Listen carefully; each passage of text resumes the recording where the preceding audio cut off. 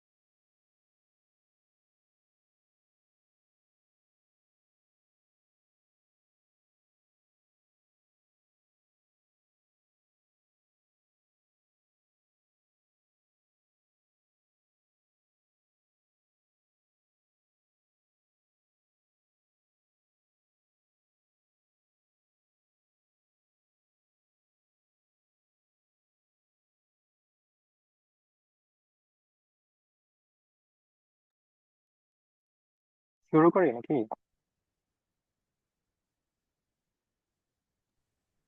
জি ভাইয়া, হ্যাঁ। জেনিন, তুমি স্টার্ট করতে পারো এটা।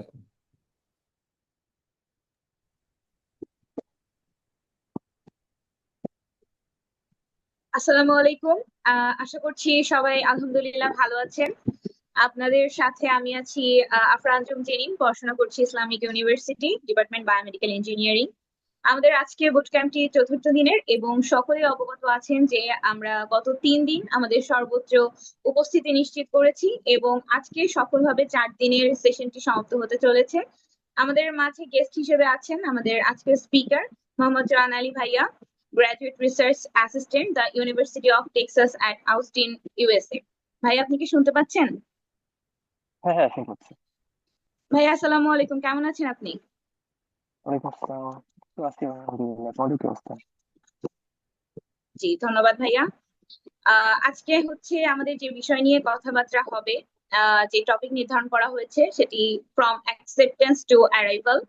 আর যে বিষয়গুলো সম্পর্কে ভাই আজকে কথা বলবেন, সেগুলোর মধ্যে রয়েছে visa I-20, ACVIS, I mean student and exchange visitor information system and pre departure tips. এবং আজকের কিছু কি পয়েন্ট নির্ধারণ করা হয়েছে, আমি সেগুলো একটু বলে দিতে চাই। প্রথমে রয়েছে আন্ডারস্ট্যান্ডিং I-20 ভিসা, দেন রয়েছে visa application process, step by step আমরা জানবো। দেন আসছে visa interview preparation, mock simple, এবং দেন জানবো বুকিং ফ্লাইটস, প্যাকিং লিস্ট, এবং ফার্স্ট উইকেন্ড অ্যাব্রোড টিপস সম্পর্কে। দেন জানবো কালচারাল অ্যাডজাস্টমেন্ট সম্পর্কে, এবং তারপরে আসছে অ্যাকোমোডেশন অ্যান্ড লিভিং অ্যাব্রোড। এবং সর্বশেষ আমরা কোশ্চেন এবং অ্যান্সারের মাধ্যমে আমাদের আজকের যে সেশন সেটি সমাপ্তির মধ্যে দিয়ে আজকের সেশনটি শেষ করব। আজকের সেশনের কনভেনার হিসেবে রয়েছে সাজ্জাদ হোসেন সৈকত ভাইয়া, vice president of Islamic university science club. আমি চাইবো, অনুরোধ করছি ভাইয়াকে যে তার বক্তব্যের মাধ্যমে আজকের চতুর্থ দিনের সেশনটির শুভ সূচনা হোক। ভাইয়া। Thank you. Thank you for your introduction. So I'll be talking about mostly visa and related things. আমি বাংলাই বলবো, ঠিক আছে? Okay. So USA student visa মূলত স্টুডেন্টের জন্য দুই ধরনের ভিসা স্টুডেন্টরা নিতে পারে। একটা হচ্ছে F1 আর অন্যটা হ্যাঁ, হচ্ছে আপনার J1। স্ক্রিন শেয়ারিংটা মানে অফ হয়ে গেছে। অফ হয়ে গেছে? ওকে,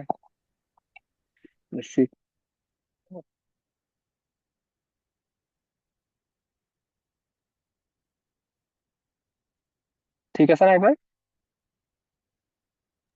হ্যাঁ জি ভাই, দেখা যাচ্ছে এবার। ওকে। সো ইউএস এর স্টুডেন্ট যে ভিসা, এটা দুই ধরনের হইতে পারে, বা স্টুডেন্টরা দুই ধরনের ভিসা নিয়ে ইউএসএ তে স্টাডি করতে পারে। মোস্ট কমন যে ভিসা টাইপ সেটা হচ্ছে F1। এটা মেইনলি স্টুডেন্টের জন্য ডিজাইন করা। আর আরেক আরেক ধরনের ভিসা স্টুডেন্টরা নিয়ে পিএইচডি বা পিএইচডি করতে পারে, সেটা হচ্ছে J1 ভিসা। বাট এটা কমন ভিসা টাইপ না স্টুডেন্টের জন্য, এটা মেইনলি পোস্ট ডক বা রিসার্চ হিসাবে যারা আছে ওদের জন্য মেইনলি। সো ওভারঅল প্রসেসটা হচ্ছে এরকম যে আহ, যখন কোনো স্টুডেন্ট কোনো ইউনিভার্সিটিতে অ্যাপ্লাই করে এবং একসেপ্ট করে অফার, এবং অফার একসেপ্ট করার পরে ইউনিভার্সিটি তাদেরকে একটা ফর্ম পাঠায়। এটা হইতে পারে কি লেভেল কোনো ফর্ম হতে পারে, অথবা অনলাইনে কোনো একটা ফর্ম হতে পারে। সেই ফর্মটা ফিল আপ করতে হয় I-20 জন্য মেইনলি। সো I-20, তারপরে ইউনিভার্সিটির যদি F1 ভিসা হয় তাহলে I-20 দরকার পড়ে, এবং যদি J1 ভিসা হয় তাহলে এটাকে বলা হয় DS-2019 ফর্ম। তো এই দুইটা ফর্ম খুবই ইম্পর্টেন্ট, এবং ভিসা অ্যাপ্লিকেশনের জন্য এই দুইটা ফর্ম দরকার হয় আর কি। এখানে মেইনলি স্টুডেন্টের ফান্ডিং সিচুয়েশন বা ক্লাস স্টার্ট ডেট কবে বা কতদিন পর্যন্ত প্রোগ্রাম ডিউরেশন, এগুলা ইম্পর্টেন্ট ইনফরমেশন ডকুমেন্টেড থাকে আর কি। আমি দেখাবো I-20 আসলে কেমন হয় দেখতে, বা কি কি ইনফরমেশন থাকে। দেন নেক্সট স্টেপ হচ্ছে I-20 পাওয়ার পরে সার্ভিস ফি পেমেন্ট করা। এটা সার্ভিস ফি যে পেমেন্ট করতে হয়, একটা ফর্ম ফিল আপ করে বা ফর্ম ফর্ম সাবমিট করতে হয় বা ফিল আপ করতে ফর্ম, হ্যাঁ, সার্ভিস ফর্ম, রাইট। এটাকে বলা হয় I-901। আর তারপরে হচ্ছে ভিসা অ্যাপ্লিকেশন, যেটা সার্ভিস। এটা হচ্ছে যে স্টুডেন্টের ইউএসএ তে আসলে একটা রেকর্ড বা ইমিগ্রেশন স্ট্যাটাস রেকর্ড হিসাবে কাজ করে এটা। আর মেইনলি ভিসা অ্যাপ্লিকেশন যেটা, আম, সেটার জন্য ফিল আপ করতে হয় DS-160। এটা খুবই একটা লেন্দি ফর্ম, আমি সেটাও দেখাবো আর কি। এবং সেটার জন্য মেবি 185, হ্যাঁ, $185 আর কি পে করতে হয়। মেবি এটা চেঞ্জ হইতে পারে, আগে মনে হয়েছিল $160, বর্তমানে মেবি $185, বা এটা চেঞ্জও হতে পারে। এটা DS-160 ফর্ম ফিল আপ করার পরে ভিসা ইন্টারভিউর জন্য অ্যাপয়েন্টমেন্ট নিতে হয়, এবং অ্যাপয়েন্টমেন্ট নেওয়ার পরে এই নির্দিষ্ট ডেটে তো ভিসা ভিসা ইন্টারভিউ দিতে হবে উইথ রিকোয়ার্ড ডকুমেন্টস। সো প্রথমে আসছে যে I-20 আসলে কি। এখানে আসলে মেইনলি সেভিস একটা আইডি থাকে। এই আইডি সেভিস ফি যখন পেমেন্ট করতে হয়, তখন আসলে এই আইডি বা I-901 এটার উপর বেসিস করে পে করতে হয়। তো এখানে হচ্ছে যে স্টুডেন্টের নাম, এবং হচ্ছে যে ডেট অফ বার্থ অবশ্যই, এবং কোন ইউনিভার্সিটি বা কোন প্রোগ্রামে অ্যাটেন্ড করতেছে সেই ইনফরমেশন গুলো থাকে মেইনলি। এবং হচ্ছে যে সবচেয়ে ইম্পর্টেন্ট আরো কিছু ইনফরমেশন, সেটা হচ্ছে যে ফান্ডিং বা ফিনান্সিয়াল সিচুয়েশন এখানে থাকে, এবং হচ্ছে যে ক্লাস স্টার্ট ডেট কবে, এবং প্রোগ্রাম স্টার্ট ডেট কবে, এবং ইন ডেট কবে, এগুলো এখানে থাকে। এবং এই ইনফরমেশন গুলো খুবই ক্রুশিয়াল। এগুলা ভিসা অ্যাপ্লিকেশন ফর্ম ফিল আপের জন্য সময়, অথবা কবে ট্রাভেল করতেছে সেই সময়, কবে ট্রাভেল করতে পারবে, আম, সেটা ডিপেন্ড করে আর কি। সো এখানে দুইটা দুইটা জিনিস এখানে দেখার বিষয়। একটা হচ্ছে যে স্টার্ট অফ ক্লাস, ক্লাস কবে শুরু হবে সেটা, আর এটা হচ্ছে, আর একটা হচ্ছে যে প্রোগ্রাম কবে স্টার্ট হয়। Mainly program start date class start ডেটের একটু আগে থাকে আর কি। সো মোটামুটি ভিসা পাওয়ার পরে বা ভিসা অ্যাপ্রুভ হওয়ার পরে, পাসপোর্ট ব্যাক পাওয়ার পরে মোটামুটি 1 মাস, কমপক্ষে 1 মাসের প্রোগ্রাম স্টার্ট যেটা সেটার 30 ডেজ আগে ট্রাভেল করতে পারবে ম্যাক্সিমাম। 30 ডেজ এর বেশি হলে সে ট্রাভেল করতে পারবে না আর কি। এই তো আরো প্রোগ্রাম রিলেটেড ইনফরমেশন থাকে আর কি। আর বেসিক্যালি মেইনলি ফান্ডিং সিচুয়েশন এখানে থাকে। সো এখানে দেখতে পাচ্ছ যে টিউশন এবং আদার ফিজ লাইক ইন্স্যুরেন্স, আর ইন্টারন্যাশনাল স্টুডেন্টের জন্য আরো কিছু ফি থাকে, সেই ফি কি পরিমাণ সেটা লেখা থাকে, এবং লিভিং এক্সপেন্স কিরকম হতে পারে সেটা সম্পর্কে একটা আইডিয়া দেওয়া থাকে এখানে। আম, তারপরে যদি কারো ডিপেন্ডেন্ট থাকে আর কি, যদি I-20 ডিপেন্ডেন্টের জন্য যদি I-20 নিতে চাই বা একসাথে যদি ফ্লাই করতে চাই, তাইলে ডিপেন্ডেন্টের এক্সপেন্স কেমন হবে সেই সম্পর্কে লেখা থাকে, এবং এটা মিলাই টোটাল কস্ট কত হতে পারে। এখানে আদার আরো কষ্ট থাকতে পারে, যেমন ইন্স্যুরেন্স যদি ইউনিভার্সিটি প্রোভাইড না করে তাহলে ইন্স্যুরেন্স অথবা আদার কস্টের ভিতরে সেটা লেখা থাকবে। অথবা যদি আরো আরো অনেক সময় দেখা যাচ্ছে যে বুকস এবং সাপ্লাইজ এগুলা কেনার জন্য আহ, কিছু অ্যামাউন্ট এখানে থাকতে পারে। সো মোটামুটি এটা এইভাবে করে একটা টোটাল অ্যামাউন্ট লেখা থাকে যে কত কত টাকা বছরে, 1 বছরে খরচ হইতে পারে সেটা। এবং এটা হচ্ছে যে এস্টিমেটেড কস্ট। হ্যাঁ, এখানে দেখো, এখানে লেখা আছে 9 মান্থস। এটা বেসিক্যালি দুই সামার যে সেমিস্টার থাকে, সামার সেমিস্টারের কস্ট এখানে লেখা থাকতেও পারে। অনেক অনেক ইউনিভার্সিটি হয়তো থাকে, ম্যাক্সিমাম ইউনিভার্সিটিতে থাকে না। বেসিক্যালি না, ফান্ডিং হয় হচ্ছে 9 মান্থস এর। 12 মান্থস, 1 বছরও হতে পারে, বাট ম্যাক্সিমাম ক্ষেত্রে 9 মান্থস এর জন্য ফান্ডিং ইনিশিয়ালি। পরে তো এটা রিনিউ হবে, সেটা কোনো সমস্যা না।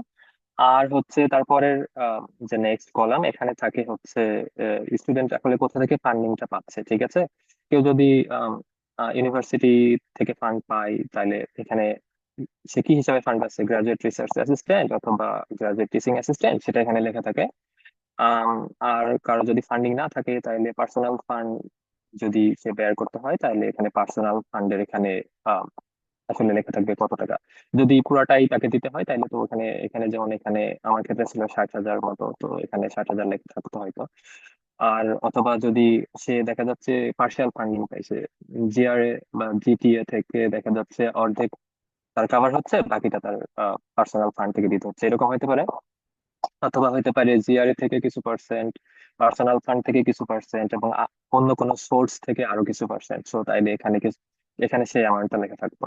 অথবা যদি অন ক্যাম্পাস এমপ্লয়মেন্ট, অন্য কোনো জিআরএ বা জিটিএ বাদে আর যদি অন্য কোনো টাইপের অন ক্যাম্পাস এমপ্লয়মেন্ট থাকে তাইলে দেখা যাচ্ছে সেটা এখানে লেখা থাকবে। তো টোটাল এখানে এটা লেখা থাকে যে কত টাকা আসলে সে ফান্ডিং পাচ্ছে আর কি। এটাই হচ্ছে এখানে মেইন ইম্পর্টেন্ট বিষয়। আর হুম, এটা 4 পেজের একটা ডকুমেন্ট, বাট প্রথম পেজটা ইম্পর্টেন্ট আর কি। এখানেই মেইনলি ইম্পর্টেন্ট ইনফরমেশন গুলো থাকে। আরেকটা ব্যাপার এখানে লেখা আছে যে এই যে হচ্ছে কি জানি, স্কুলের কোড একটা দেখো লেখা আছে, আমি একটা মিস করছি। স্কুলের কোড এবং হচ্ছে স্কুল অ্যাড্রেস, এইগুলা হচ্ছে DS 160, ওটা ফিল আপ করতে দরকার পড়ে। ঠিক আছে, সো এটা হচ্ছে যদি ফুল ফান্ডিং হয় তাহলে I-20 looks like this। যদি ফুল ফান্ডিং না হয় তাহলে বেসিক্যালি ফান্ডিং সিচুয়েশনে চেঞ্জ হইতে পারে। তাহলে এইটা হচ্ছে যে অন্য আরেকজনের, সে হচ্ছে পার্সোনাল ফান্ডিং দিয়ে পড়াশোনা করতে আসছে। তো তার টিউশন এবং অন্যান্য ফি দিয়ে 15,000, living expense around 4,000, so total 19,000। সে দেখা যাচ্ছে এখানে সে যেহেতু কোনো ফান্ড পায় না স্কুল থেকে অথবা অন্য কোনো সোর্স থেকে, তাহলে সে আহ, এই 90,000 তার পার্সোনাল সেভিংস ব্যাংক অ্যাকাউন্ট হোক বা প্যারেন্টস এর ব্যাংক অ্যাকাউন্ট হোক, যেভাবে হোক সে শো করছে 19,000। ওকে, তো yes, so this is all about I-20. So if you have any questions, I can answer.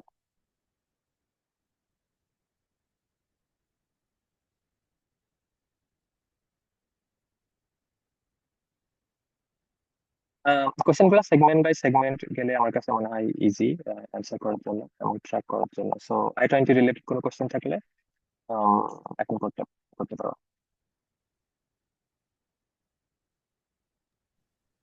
ভাইয়া এই বিষয়ে হয়তো আমরা কোনো কোশ্চেন পাচ্ছি না, আমরা যদি এগিয়ে যাই সম্ভব ভাইয়া? হ্যাঁ হ্যাঁ, সম্ভব অবশ্যই। ওকে ওকে ভাইয়া, সো তাহলে আমরা, জি জি ভাই, আমরা এগিয়ে যাই। ওকে, আর একজন মনে হয় চ্যাটে কোশ্চেন করছে। জি জি ভাইয়া, একটা কোশ্চেন আসছে ভাইয়া, ফুল ফান্ডেড স্কলারশিপ পাইতে কি কি করা লাগবে এই বিষয়ে যদি একটু বলতেন। ফুল ফান্ডেড স্কলারশিপ পাইতে কি কি করা লাগবে, আমার মনে হয় এই গত 3 দিনে কভার হয়নি এই বিষয়ে। আহ আচ্ছা, পাইতে হলে যেটা করতে হবে সেটা যদি PhD বা MS হয় তাহলে ফান্ডিং আসলে আহ, দুই ভাবে হইতে পারে। আহ, একটা হচ্ছে যে রিসার্চ অ্যাসিস্ট্যান্ট হিসেবে কাজ করে, অথবা হচ্ছে যে টিচিং অ্যাসিস্ট্যান্টশিপ হিসেবে কাজ করে। সো এটা করতে হলে আহ, কিছু প্রোগ্রাম আছে যেখানে হচ্ছে প্রফেসরদেরকে আগে কন্ট্যাক্ট করতে হয় প্রফেসরদের সাথে, এবং সেখানে যদি প্রফেসর কোনো স্টুডেন্টকে যদি নিতে চায় বা প্রফেসর যদি একসেপ্ট করে তার সাথে কাজ করার জন্য, তাহলে তো প্রফেসর ফান্ডিং দিবে। আর কিছু ইউনিভার্সিটি এরকম আছে যে প্রথম 1 বছর ইউনিভার্সিটি অথবা প্রোগ্রাম তাদেরকে ফান্ডিং করে, সেটাকে বলা হয় গ্রাজুয়েট রিসার্চ অ্যাসিস্ট্যান্ট। সেটা হতে পারে প্রফেসরও ফান্ড দিতে পারে, বাট যদি সেন্ট্রালি অ্যাডমিট হয় তাহলে দেখা যাচ্ছে ম্যাক্সিমাম ক্ষেত্রে প্রোগ্রাম বা ইউনিভার্সিটি পে করে প্রথম বছরের জন্য, বা প্রথম 2 সেমিস্টার বা 3 সেমিস্টারের জন্য। তো সেক্ষেত্রে দেখা যাচ্ছে সেন্ট্রাল অ্যাডমিশনের ক্ষেত্রে ইউনিভার্সিটিতে অ্যাপ্লাই করা এবং হচ্ছে আম, যদি সবকিছু ঠিকঠাক থাকে তাইলে অ্যাকসেপ্টেন্স অফার পাইলে ইউনিভার্সিটি পে করবে আর কি। তো কি কি করতে হবে এই জন্য আমার মনে হয় প্রোফাইল কিভাবে সাজাইতে হবে বা এই সম্পর্কে আলোচনা হয়েছে। তো বেসিক্যালি ওভারঅল হচ্ছে যে গুড রিসার্চ এক্সপেরিয়েন্স থাকা, ঠিক আছে। পাবলিকেশন ম্যান্ডেটরি না, বাট রিসার্চ এক্সপেরিয়েন্স ম্যান্ডেটরি আমার কাছে এটা মনে হয়। পাবলিকেশন থাকলে এক্সট্রা বেনিফিট পাইতে পারে, বাট হচ্ছে এটা ম্যান্ডেটরি কিছু না। কিন্তু রিসার্চ এক্সপেরিয়েন্স থাকলে সেটা অবশ্যই একটা পজিটিভ ব্যাপার। এখানে দুইটা বিষয়, রিসার্চ এক্সপেরিয়েন্স আর পাবলিকেশন কিন্তু দুইটা ভিন্ন জিনিস, ঠিক আছে। রিসার্চ এক্সপেরিয়েন্স থাকলেই যে কোনো জায়গায় ফান্ডিং পাওয়া সম্ভব। পাবলিকেশন যদি না থাকে, পাবলিকেশন থাকলে অবশ্যই ভালো। আম, আর কি এই তো। আর জিআরই স্কোর যেখানে দরকার হয় তাহলে গুড জিআরই স্কোর হলে বেটার। আইএলটিএস স্কোর মোটামুটি রিকোয়ারমেন্ট ফিল আপ করলেই হয়। এই তো এগুলাই, এগুলাই ফুল ফান্ডেড স্কলারশিপ পাওয়ার in general basic criteria.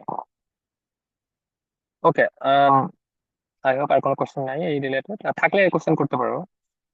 So next হচ্ছে যে সেভিস, সেটাকে বলা হয় student and exchange visitor information system. এটা হচ্ছে যে ইউএস এর যে হোমল্যান্ড সিকিউরিটি সিস্টেম বা ইমিগ্রেশন স্ট্যাটাস কোনো মানুষের যেটা মেনটেন করে, সেটা একটা ডকুমেন্ট আর কি।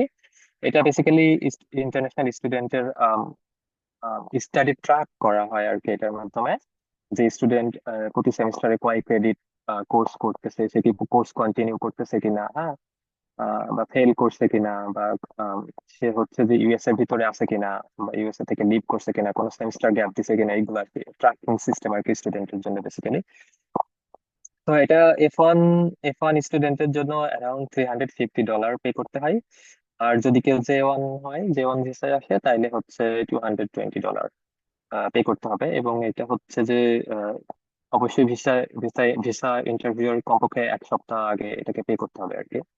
আর ভিসা ইন্টারভিউ দিতে যাওয়ার সময় এই সেভিস যে রিসিপ্ট, যে পে করার যে রিসিপ্ট, এটার সাথে করে যাইতে হয় আর কি।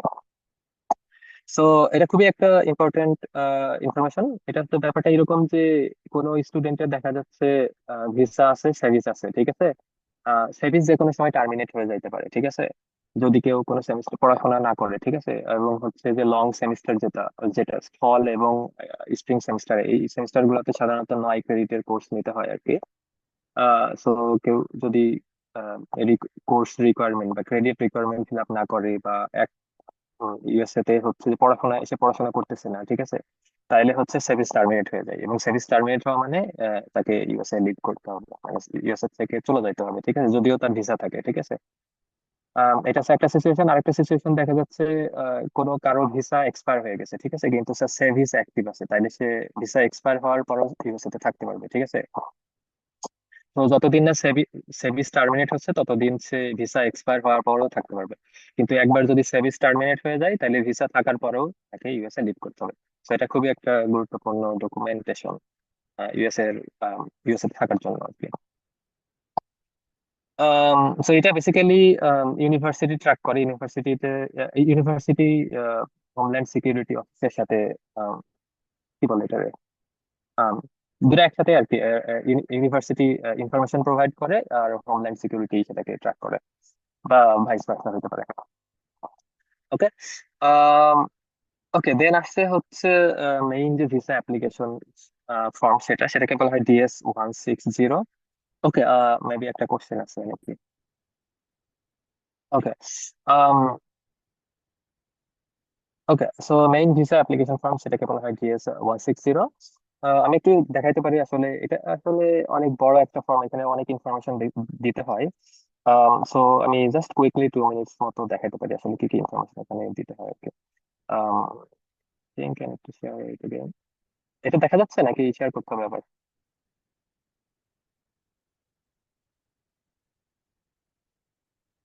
জি ভাইয়া, দেখা যাচ্ছে। ওকে, সো এটা হচ্ছে যে DS-160 ফর্ম ফিল আপ বা ভিসা অ্যাপ্লিকেশনের ওয়েবসাইট। সো এখানে প্রথমে দেখা যাচ্ছে কি এখানে সিলেক্ট করতে হয় যে কোন এম্বাসিতে সে ভিসার জন্য অ্যাপ্লাই করবে। সিলেক্ট ওয়ান থেকে এখান থেকে সিলেক্ট করতে হয়, আর এখানে যে কোড একটা দেয়া আছে এটা এখানে ইনপুট দিয়ে তারপরে স্টার্ট অ্যান অ্যাপ্লিকেশন, যদি নতুন অ্যাপ্লিকেশন হয়। এটা আসলে অনেক বড়, অনেক কিছু ইনফরমেশন দিতে হয়, তো সো এটা ফিল আপ করতে অনেক টাইমের দরকার হয়। সো এটা মাস্ট সেভ করে, মানে কয়েকদিন ধরে অথবা সেভ করে পরে এসে ব্যাক করা যায় আর কি। সো যদি প্রথম যখন অ্যাপ্লিকেশন শুরু করবে তখন স্টার্ট অ্যান অ্যাপ্লিকেশন, আর যদি দেখা যাচ্ছে অল্প কিছু ফিল আপ করে রাখছে পরে এসে আবার সেটা ফিল আপ করবে, তো রিট্রাই অ্যান অ্যাপ্লিকেশন। সো ওখানে এই ইনফরমেশন গুলো দিলে তারপরে হচ্ছে সে আবার ব্যাক করতে পারবে। ঠিক আছে। সো তারপরে এই ইনফরমেশন গুলো দেওয়ার পরে এরকম একটা পেজ আসে। তো সেখানে হচ্ছে মেইনলি অনেক ইনফরমেশন এখানে দিতে হয়। এখানে বাম সাইডে দেখতে পাচ্ছ যে অনেকগুলো ইনফরমেশন দেওয়া, সেখানে পার্সোনাল ইনফরমেশন, নাম বা এডুকেশন এই রিলেটেড ইনফরমেশন থাকে আর কি। তারপরে আরো থাকে ট্রাভেল রিলেটেড ইনফরমেশন, যে সে আসলে লাস্ট 5 ইয়ার্স বা 10 ইয়ার্স কোথায় কোথায় ট্রাভেল ট্রাভেল করছে এবং কতদিন সেখানে ছিল। ঠিক আছে, কত তারিখ থেকে কত তারিখ পর্যন্ত ছিল। সো এই ইনফরমেশন গুলো এখানে সবগুলো দিতে হয়। সো যাদের ট্রাভেল হিস্ট্রি আছে, সো ওইগুলা ডকুমেন্টেড করা আর কি, ডকুমেন্ট করে রাখা আর কি, যদি ইউএসএ তে যে কোনো সময় ভিসা অ্যাপ্লিকেশন করতে চাই। ঠিক আছে, যে কত তারিখ থেকে কত তারিখ পর্যন্ত ছিল এবং কোন কোন শহরে ছিল আর কি, কোন কোন সিটি বা স্টেট এরকম। সো এই ইনফরমেশন গুলা এখন থেকে ট্র্যাক করা বা গুছাইয়ে রাখা আর কি। তারপরে হচ্ছে ট্রাভেল কম্পানিয়ন্স, একা ট্রাভেল করতেছে নাকি অন্য কারোর সাথে ট্রাভেল করতেছে, লাইক ফ্যামিলি মেম্বার্স, সেই ইনফরমেশন গুলো দিতে হয়। তারপরে প্রিভিয়াস ইউএস ট্রাভেল যদি থাকে তাহলে সেটা দিতে হয়। অ্যাড্রেস, ফোন নাম্বার দিতে হয়, সেটা ইউএস এরও দিতে হয় মেবি। আর হচ্ছে পার্মানেন্ট অ্যাড্রেস তো দেয় লাগে। Then passport related information, US contact, US এর আসলে কেউ যদি পরিচিত কেউ থাকে, এটা হতে পারে ইউএস এর ফ্যামিলি মেম্বার হতে পারে। যদি কেউ থাকে মানে ব্লাড রিলেটেড বা ক্লোজ রিলেটেড কেউ যদি থাকে, সেই ইনফরমেশন গুলো দিতে হয় এখানে, এবং কোথায় থাকে, অ্যাড্রেস সহ ফোন নাম্বার এইগুলো দিতে দিতে হয়। দেন ফ্যামিলি মেম্বার্সদের সম্পর্কে ইনফরমেশন দিতে হয় এখানে। বাবা মায়ের ইনফরমেশনই মেইনলি দিতে হয় আর কি। তো বাবা মায়ের ইনফরমেশনের ক্ষেত্রে দেখা যাচ্ছে তাদের এডুকেশন হিস্ট্রিও দিতে হয়। ঠিক আছে, যে তারা তাদের আসলে কি বলে এটাকে, কতদূর পর্যন্ত পড়াশোনা করছে। ঠিক আছে। তারপরে হচ্ছে এনআইডি কার্ডের ইনফরমেশনের দরকার হয়, এনআইডি নাম্বার। ঠিক আছে, সো এগুলা হচ্ছে অ্যাপ্লিকেশন করার আগে বা অ্যাপ্লিকেশন করে হ্যাঁ করার আগে এই ইনফরমেশন গুলো হাতের কাছে রাখা। ঠিক আছে, বাবা মায়ের এনআইডি কার্ড এবং হচ্ছে যে এডুকেশন হিস্ট্রি টাইপের আর কি। তারপরে দরকার পড়ে work, education, training, work related কোনো ইনফরমেশন এখানে দিতে হয়, এডুকেশন এবং ট্রেনিং রিলেটেড কতদিন থেকে কতদিন কাজ করছে এইগুলা। And then like security and background related questions, এগুলো ইজি। তো মোটামুটি এইসব অনেক ইনফরমেশন দিতে হয় এবং এটা অনেক এখানে কত পেজ দেখাচ্ছে, মোটামুটি অনেক অনেক বড় একটা ফর্ম, এবং এটা ফিল আপ করতে অনেক সময় দরকার হয়। সো এটা টাইম নিয়ে ফিল আপ করা এবং হচ্ছে যে যত সম্ভব নির্ভুল ভাবে ফিল আপ করা আর কি। এই তো এটাই এটাই ডিএস রিলেটেড ইনফরমেশন। এই রিলেটেড কোনো কোশ্চেন থাকলে আমি আনসার দিতে পারি।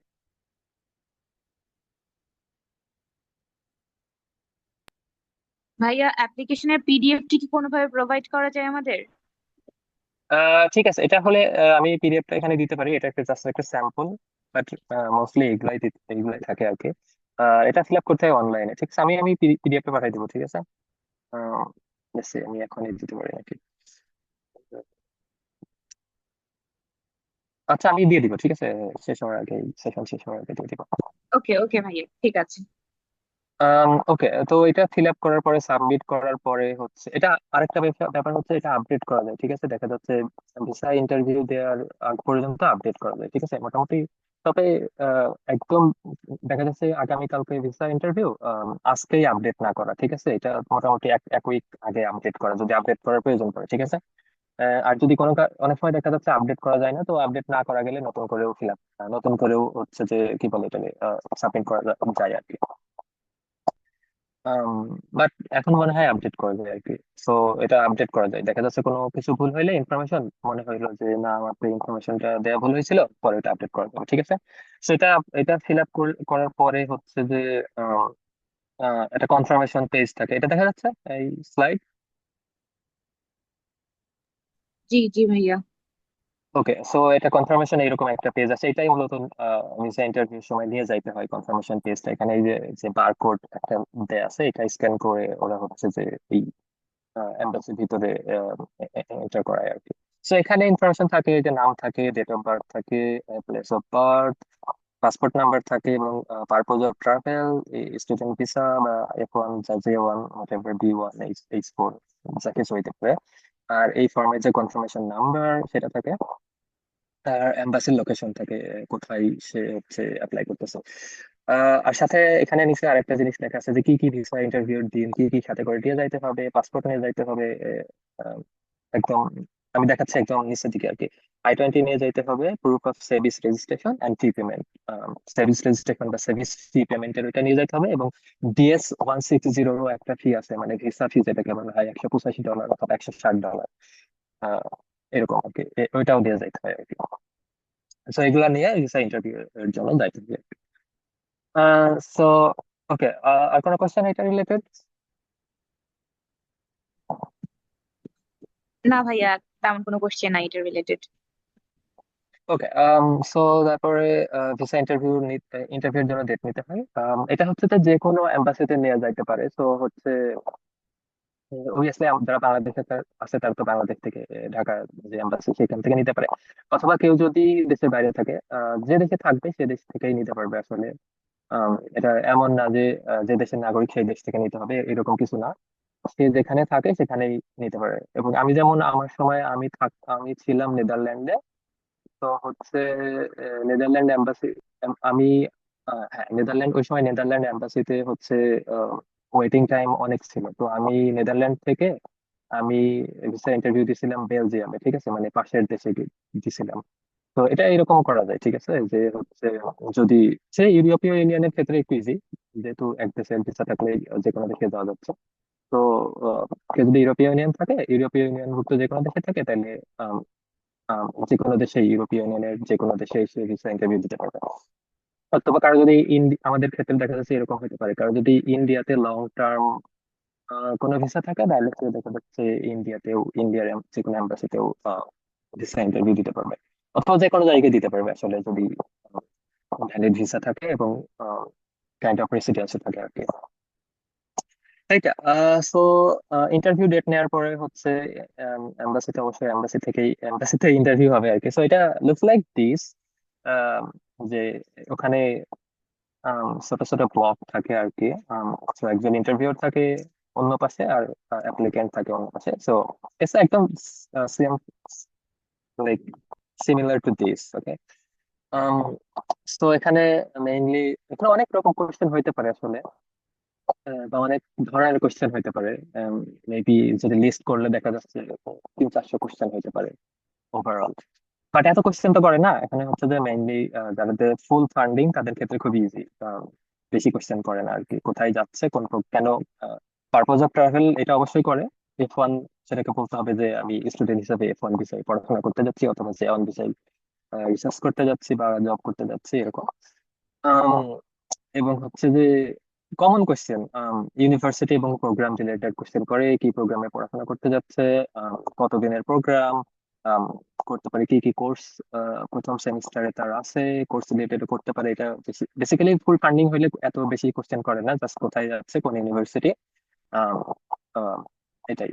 আম, পড়াশোনার পরে কি করতে পারবে, সে ফিরে আসবে নাকি কি করবে, সেটা ইন্টেনশন টু রিটার্ন, এই কোশ্চেন করতে পারে। অথবা হচ্ছে সিটি সম্পর্কে কোশ্চেন করতে পারে যদি ফুল ফান্ডিং হয়। ফুল ফান্ডিং দের জন্য ইন্টারভিউ আসলে খুব ইজি, কিছুই না, কোনো কোশ্চেনই নাই বলতে গেলে। আর যাদের যে একটু পার্সোনাল ফান্ডিং বা স্কলারশিপ নাই, তাদের জন্য আসলে একটু ট্রিকি হইতে পারে, বাট কনফিডেন্টলি, তারপরে কনফিডেন্টের সাথে অ্যান্সার দিলে, অথবা হচ্ছে যে খুব পজিটিভলি পোলাইটলি অ্যান্সার দিলে, ক্লিয়ারলি অ্যান্সার দিলে, এইগুলো কোনো কোনো ব্যাপার না।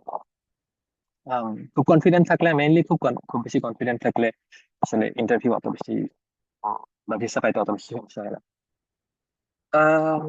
আর কিছু, এটাই মেইনলি ইউনিভার্সিটির প্রোগ্রাম সম্পর্কে একটু ভালো আইডিয়া রাখা, হ্যাঁ।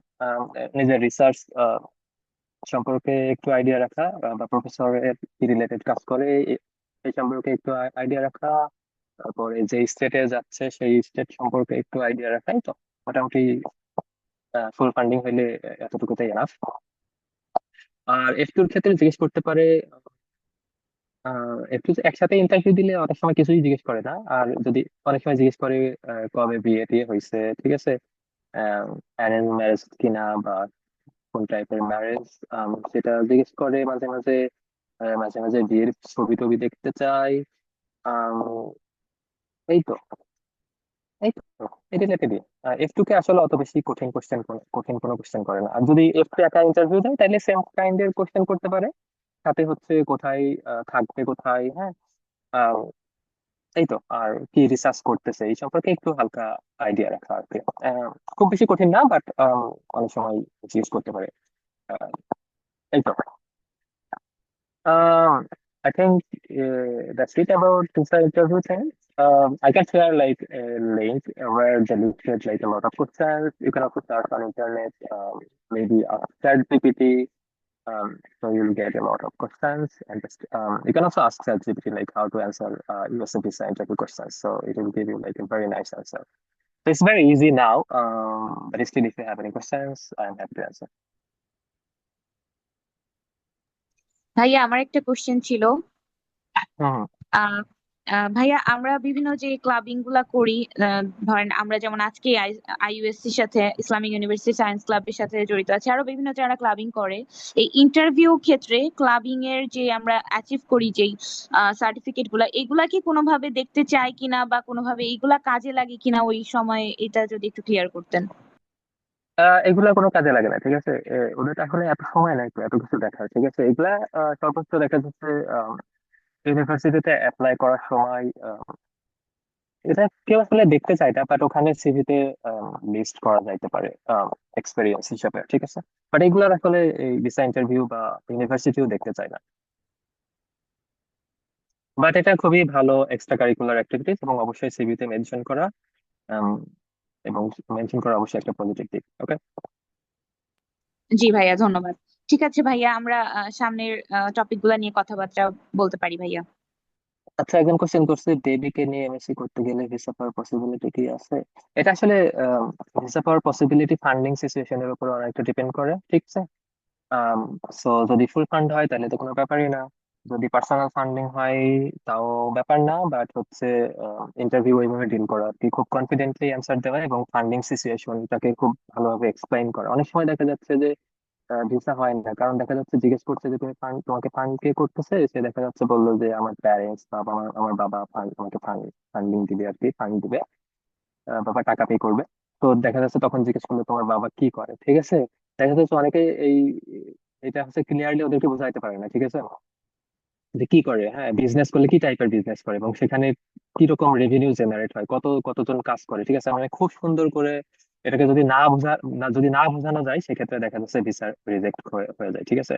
সো পার্সোনাল ফান্ডিং হইলেও কোনো ব্যাপার না, হাজার হাজার বা লাখ লাখ স্টুডেন্ট ভিসা পাচ্ছে, বাট সেটাকে খুব সুন্দর করে প্রেজেন্ট করে, ঠিক আছে? It's all about how you present yourself and your funding situation. Okay, so এটা কোনো ব্যাপার না, বেবি নিয়ে স্পাউস নিয়েও পিএইচডি বা মাস্টার্স বা ইভেন আন্ডার গ্রাডও করতে যাওয়া যাবে আর কি। স্পাউস নিয়ে গেলে কি স্কলারশিপ পাওয়া যায় না? সেলফ ফান্ডে করতে হবে। হ্যাঁ, স্পাউস নিয়ে আহ, আচ্ছা আচ্ছা, নিয়ে যাওয়ার আগে তো হচ্ছে আগেই তো ফান্ডিং সিচুয়েশন, ফান্ড পাবে কিনা সেটা জানা যায়। আর দেখা যাচ্ছে প্রথম সেমিস্টার বা প্রথম বছরে ফান্ড না পাইলেও এখানে আসার পরেও অনেক ক্ষেত্রে ফান্ড ম্যানেজ করা সম্ভব আর কি। তো এটা আসলে স্পাউস বা চাইল্ডের উপরে ফান্ডিং ডিপেন্ড করে না, এটা ডিপেন্ড করে নিজের কি বলা হয় এটা নিজের প্রোফাইলের উপরে। ওকে, ভাইয়া ইন্টারভিউতে কি রিলেটেড কোশ্চেন করে? আচ্ছা, ইন্টারভিউতে কি রিলেটেড কোশ্চেন করে আমি মোটামুটি বলছি, তারপরেও হচ্ছে যে আরো অনেক কোশ্চেন হইতে পারে, ঠিক আছে? এটা আসলে কমন কোনো ফ্রেমওয়ার্ক নাই, আমি যেগুলো বললাম যে ইউনিভার্সিটি বা প্রোগ্রাম রিলেটেড কিছু ইনফরমেশন জেনে রাখা, আহ, তাই তো রিসার্চ রিলেটেড কিছু ইনফরমেশন জেনে রাখা, এইগুলা হচ্ছে বেসিক কোশ্চেন। এরপরে হাজার ধরনের কোশ্চেন হইতে পারে, ঠিক আছে? সো এটা ইন্টারনেটে সার্চ দিলে আসলে বিভিন্ন সাইটে বিভিন্ন ধরনের কোশ্চেন আছে, ঠিক আছে? সো ভিসা ইন্টারভিউ এর আগে আসলে একটু সার্চ করে বা ওই হিসাবে প্রিপারেশন নিয়ে, চ্যাট জিপিটি কে আস্ক করলেও এখানে দেখা যাচ্ছে অনেক অনেক কোশ্চেন আছে, যে চ্যাট জিপিটি অনেক কোশ্চেন আনসার দিতে পারে। তো এখান থেকে কোশ্চেন গুলো দেখে নেওয়া যেতে পারে। আই থিঙ্ক আর কোনো কোশ্চেন নাই। ওকে, দেন প্রি ডিপার্চার চেকলিস্ট, আমি ধরে নিচ্ছি সবার ভিসা হয়ে গেছে, ঠিক আছে? সো কি কি ডকুমেন্ট সাথে রাখতে হয় সব সময়? একটা হচ্ছে অবশ্যই পাসপোর্ট। আচ্ছা, আরেকজন কোশ্চেন করছে, আমি এটার অ্যান্সার দিব, ঠিক আছে? পাসপোর্ট এবং ভিসা। পাসপোর্ট সাথে রাখতে হবে, I-20 সাথে রাখতে হবে, সার্ভিস রিসিপ্ট সাথে রাখা যাইতে পারে, বাট I-20 এবং পাসপোর্ট অ্যাডমিশন লেটার, এইগুলো হচ্ছে, এই তিনটা জিনিস হচ্ছে খুবই ইম্পর্টেন্ট, এটা সবসময় সাথে রাখতে হবে। এবং হচ্ছে আহ, অনেক সময় ট্রান্সপারেন্ট যে ফাইল গুলো পাওয়া যায় না, বা যে কোনো ফাইল টাইপের, ওইগুলা হাতে করে রেখে এটাকে কি বলা হয়, হ্যান্ড লাগেজ অথবা ক্যারি অন সুটকেসের ভিতরে এইগুলা সবসময় রাখা, ঠিক আছে? যাতে যে কোনো কেউ দেখতে চাইলে দেখানো যায় যেন, ঠিক আছে? আর অনেক সময় দেখা যাচ্ছে ইউএস এর ইউনিভার্সিটি গুলাতে অ্যাডমিট হইতে হইলে ইমিউনাইজেশন রেকর্ড লাগে, ভ্যাকসিনেশনের একটা রেকর্ড ওদেরকে দিতে হয় আর কি, বিশেষ করে যারা সবাইকে দিতে হয়, বাট বায়োলজিক্যাল সায়েন্সে যারা ল্যাবে কাজ টাজ করে ওদের মনে হয় এক্সট্রা কিছু ইমিউনাইজেশন রিকোয়ারমেন্ট প্রয়োজন হয়। আর একাডেমিক ট্রান্সক্রিপ্টের সাথে রাখা যাইতে পারে। সো ইমিউনাইজেশনের এখান থেকে আমি একটু নোট করছিলাম। Let's see. ওকে, ভ্যাকসিনেশনের যে ব্যাপারটা সেটা হচ্ছে যে এই এমএমআর ভ্যাকসিন দিতে হয়, ঠিক আছে? তারপরে ভ্যারিওলা ভ্যাকসিন, হেপাটাইটিস বি, এবং মেনিনজোকক্কাল, ঠিক আছে? এই এই চারটা ভ্যাকসিন হচ্ছে দরকার হয় ইউএস এর মোস্ট অফ দ্য ইউনিভার্সিটির ক্ষেত্রে, এটা প্রয়োজন হয়। সো দেখা যাচ্ছে আমরা ছোটবেলায় হচ্ছে ওই এমএমআর, এটা কি কি বলা হয়, মিজেলস মামস রুবেলা, ঠিক আছে? আমাদের হচ্ছে মিজেলস এবং রুবেলার মেবি ভ্যাকসিন দেয়া আছে সবার, বাংলাদেশে সবারই দেয়া থাকার কথা, বাট হচ্ছে মেবি কারোর সেই ডকুমেন্ট এখন নাই, বা থাকলে ভালো, বাট আমাদের দেশে মেবি মামসের মামস অথবা মিজেলস যে কোনো একটার ভ্যাকসিন দেয়া হয় না বাংলাদেশে, ঠিক আছে? সো নতুন করে ওই ভ্যাকসিন দেওয়ার প্রয়োজন পড়ে। আরেকটা ভ্যারিওলার ভ্যাকসিন বাংলাদেশে দেওয়া হয় না, তারপরে হেপাটাইটিস বি এর ভ্যাকসিন দেওয়া হয়, বাট হচ্ছে ওই যে 0 থেকে 5 ইয়ার্স এর ভিতরে মেবি দেওয়া হয় না। আর একটা মেনিনজোকক্কালের ভ্যাকসিন দেওয়া হয় না বাংলাদেশে। সো এই ভ্যাকসিন গুলা দিয়ে রাখা, ঠিক আছে? এবং আমার কাছে যেটা মনে হয় যে কারো যদি হচ্ছে আহ, টাকা পয়সা রিলেটেড কোনো সমস্যা না থাকে, তাহলে এখনই দেখা যাচ্ছে এটা দিয়ে রাখা, এবং যেখান থেকে এই ভ্যাকসিন গুলো দেওয়া হবে সেখান থেকে একটা সার্টিফিকেট নেওয়া, এবং সেটা অবশ্যই ইংলিশে, ঠিক আছে? ডাক্তারের সাইন সহ, ঠিক আছে? কবে 2টা ডোজ দিতে হয় আর কি, সবগুলারই। তো ডোজ ভ্যাকসিন গুলো দেয়া এবং হচ্ছে যে ডকুমেন্ট রাখা, পরে দেখা যাচ্ছে ওই ইউনিভার্সিটি থেকে এটা একবার পাঠাইতে হয়, ঠিক আছে?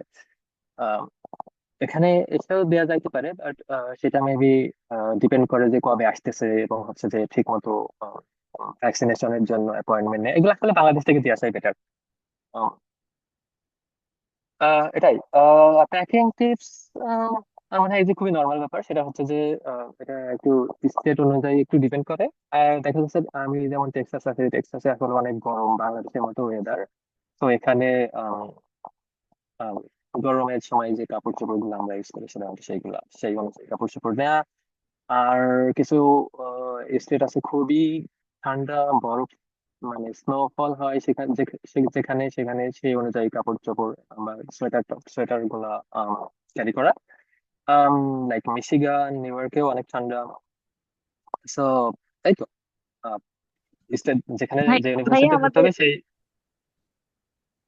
ভাইয়া আমাদের হ্যাঁ, আরো কিছু কোশ্চেন আসছে। হ্যাঁ, একজন আমি আপু বলছে। অ্যান্সার দিব, এটা শেষ হতে ওকে পারছি না ভাই। একটা।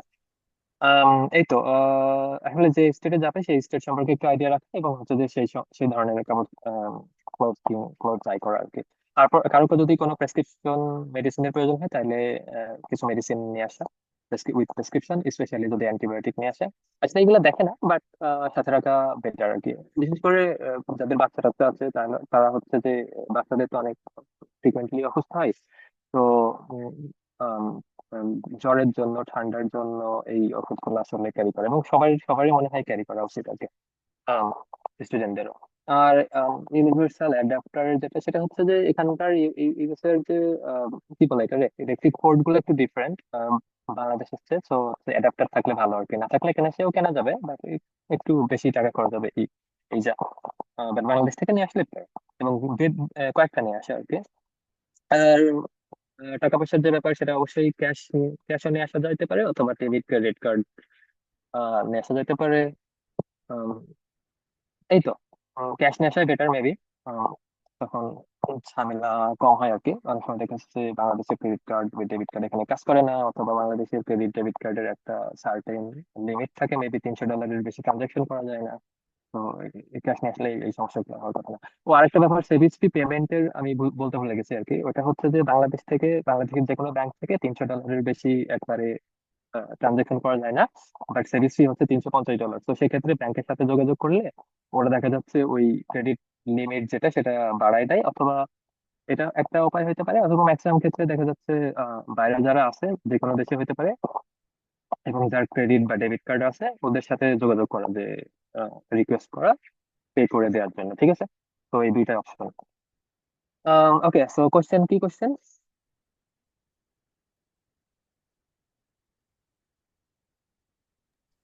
ভাইয়া একজন কোশ্চেন করছে যে বায়োলজিক্যাল সায়েন্সের জন্য ইজি সাবজেক্ট কোনটা হবে যাদের previous study biotechnology.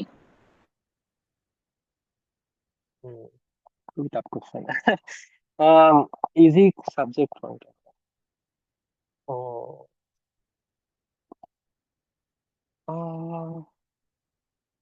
Microbiology easy হইতে পারে হয়তো। আসলে এরকম ইজি কোনটা হবে, এটা আসলে নিজের কাছে যেটা ইজি লাগে, ঠিক আছে। মাইক্রোবায়োলজি হতে পারে, বায়োকেমিস্ট্রি হতে পারে, অথবা বায়োটেকনোলজি কিছু কোর্স আছে এখানে। আম, এই তো রিলেটেড আসলে নিজের যেটার একটু পড়তে ইজি লাগে, হ্যাঁ, সেই সাবজেক্ট গুলো চুজ করা আর কি। আম, এরকম একদম ইজি, ইজি এরকম কিছু হয়তো খুঁজে পাওয়া একটু টাফ আর কি। বাট নিজের কাছে যেটা ইজি লাগে সেই সাবজেক্ট গুলোতে অ্যাপ্লাই করা। আরেকজন কোশ্চেন করছে, ভাই F2 কখন অ্যাড করবো I20? আচ্ছা, F2 অ্যাড করার সময় এটা হচ্ছে যে যে কোনো সময় অ্যাড করা যেতে পারে। সো ইউনিভার্সিটি, আচ্ছা, আহ, এটা সিচুয়েশনটা এরকম যে স্টুডেন্ট যখন অফার অ্যাকসেপ্ট করে তখন ইউনিভার্সিটি তাকে আস্ক করে যে হচ্ছে যে তার ইনফরমেশন দেওয়ার জন্য, হ্যাঁ। তো এটা বলতে পারে যে তুমি I20-র জন্য অনলাইনে ফর্ম ফিল আপ করো, অথবা তারা একটা ইমেল দেয়, ইমেইলে হচ্ছে যে আহ, একটা ফর্ম পাঠায়, ওইটা ফিল আপ করে দিলেও হয়। তো ওই সময় আসলে অ্যাড করা যায় একটু। এমন হতে পারে যে দেখা যাচ্ছে F1 আগে ইউএসএ তে আসবে এবং F2 দেখা যাচ্ছে কয়েক মাস পরে বা এক বছর পরে আসবে। তো সেক্ষেত্রেও F2 এবং F1 এর I20 একসাথে নেওয়া যায়, অথবা দেখা যাচ্ছে এটাই বেটার। আর এমনও হতে পারে দেখা যাচ্ছে F2 আসার পরে F1 আসার পরে F2-র জন্য যে কোনো সময় I20-র জন্য ইউনিভার্সিটিতে অ্যাপ্লাই করতে পারে, একসাথেও নেওয়া যায়। ইন সামারি হচ্ছে একসাথেও নেওয়া যায় এবং পরেও নেওয়া যায়, যে কোনো সময় ইউনিভার্সিটিকে বললে ইউনিভার্সিটি I20 ইস্যু করে দিবে। বাট একটু অ্যাড করলে আমার ডেফিসিট হবে নাকি সারপ্লাস হবে, এটা কিভাবে বুঝবো? এটা এটা এটা তাইলে আমরা দেখি আবার, হ্যাঁ। আমি বুঝবো ডেফিসিট হবে না হইলে নন গভ ব্যাংক লোন কি কাজে দিবে নাকি ফ্যামিলি মেম্বার লাগবে। যে কোনো ফান্ডিং সিচুয়েশন, আমি যদি আবার আমার I20 ওতে ফেরত যাই, আচ্ছা, ডেফিসিট হবে নাকি হচ্ছে সারপ্লাস হবে? এখন যদি আমার I-20 তে খেয়াল করি, ঠিক আছে, আমি দুইজন ডিপেন্ডেন্ট অ্যাড করছি, ঠিক আছে, এক্সপেন্স এখানে লেখা আছে expense of dependent two, so দুইজনের খরচ হচ্ছে 16,000, অ্যারাউন্ড 16,000। ওকে, তারপরে লিভিং এক্সপেন্স তিনজনেরই ধরলাম, সরি আমারই একার, মেবি একারই হতে পারে এটা। লিভিং এক্সপেন্স 20,000, আর tuition fee and other related cost 23,000, so total cost হচ্ছে 60,000। ওকে, এখন দেখতে হবে যে আমি কত টাকা ফান্ডিং পাচ্ছি, আমি কি এত টাকাই ফান্ডিং পাচ্ছি নাকি আমি এর চেয়ে কম ফান্ডিং পাচ্ছি। সো এখানে দেখা যাচ্ছে যে আমার ফান্ডিং সিচুয়েশন হচ্ছে এক্স্যাক্টলি সেম। ওকে, তাইলে এটা কি আমার এক্সট্রা কোনো ফান্ডিং একটু অ্যাড করার পরেও দেখাইতে হচ্ছে না। কিন্তু যদি এরকম হয় যে আমার কস্ট 60,000 বাট আমি গ্রাজুয়েট রিসার্চ অ্যাসিস্ট্যান্ট ফান্ডিং পাচ্ছি 50,000, তাহলে আমার ডেফিসিট থাকতেছে 10,000। তাহলে এই 10,000 ওরা তখন জিজ্ঞেস করবে যে তুমি এটা কিভাবে দেখাবা, তুমি নিজের পার্সোনাল ফান্ড দেখাইতে পারো, আহ, বা তুমি এটা ব্যাংক স্টেটমেন্ট দেখাও যে তোমার এই 10,000 টাকা আছে, ঠিক আছে। তখন ওইটা নিজের পার্সোনাল ব্যাংকে দেখানো যাইতে পারে, অথবা ফ্যামিলি মেম্বারও দেখানো, ফ্যামিলি মেম্বার দিবে এরকম দেখানো যাইতে পারে। ওকে, আর সারপ্লাস থাকলে, সারপ্লাস সারপ্লাস থাকলে এখানে লেখা থাকবে, সেটাও লেখা থাকবে, দেখা যাচ্ছে ফান্ডিং, সরি টোটাল কস্ট হচ্ছে 60,000, বাট সে দেখা যাচ্ছে তার ফান্ডিং হচ্ছে 70,000, তাহলে এখানে সেটাই লেখা থাকবে, টোটাল 70,000। তো ওখান থেকে বুঝে নিতে হবে যে ওকে, আমার কস্ট 60,000, আমি পাচ্ছি 70,000, সো আমার 10,000 সারপ্লাস আছে। Okay, so this is how it works. I hope I answered your question.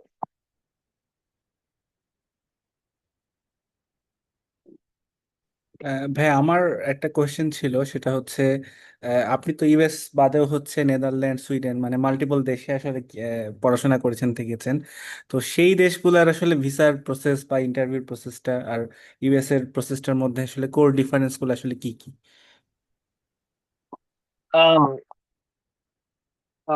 US visa পাইতে একটু টাফ, টাফ বলতে একটু টাফ আমার কাছে মনে হয়। আম, আর ইউরোপীয় ইউনিয়নের ভিসা পাওয়া একটু ইজি। এটা একটা ব্যাপার, কোশ্চেন আসলে সেম কোশ্চেনই করে আর কি। আম, আর ইউরোপীয় ইউনিয়নের ভিসা পাইতে যেটা বললাম যে ইজি, এবং হচ্ছে যে ম্যাক্সিমাম স্টুডেন্টই ভিসা পায়, এক্সেপ্ট কিছু কান্ট্রি আছে যেখানে একটু ভিসা পাওয়া কঠিন, লাইক সুইডেন।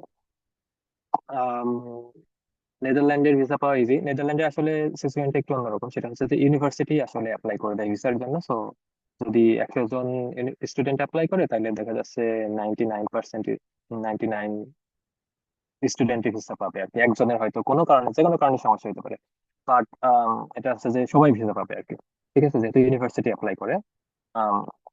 সো ওখানে ইন্টারভিউ হয় না এরকম, জাস্ট ইউনিভার্সিটি সবকিছু মেনটেন করে, তো সো হচ্ছে জাস্ট ফান্ডিং সিচুয়েশন বা ফান্ডিং টান্ডিং সবকিছু ওখানে পাঠাই দিলে।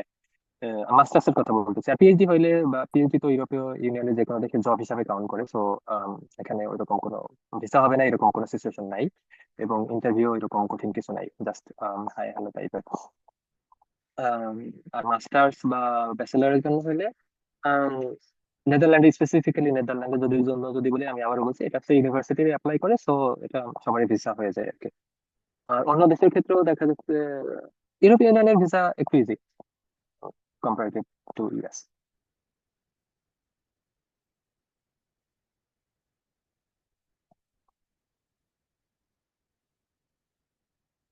আর কোনো কোশ্চেন? না ভাই, আমরা ওকে, হয়তো বিষয়টা ক্লিয়ার হয়েছে ওকে, ভাইয়া, আমরা জি ওকে, ভাইয়া ওকে, ওকে, সামনে ওকে, আগে।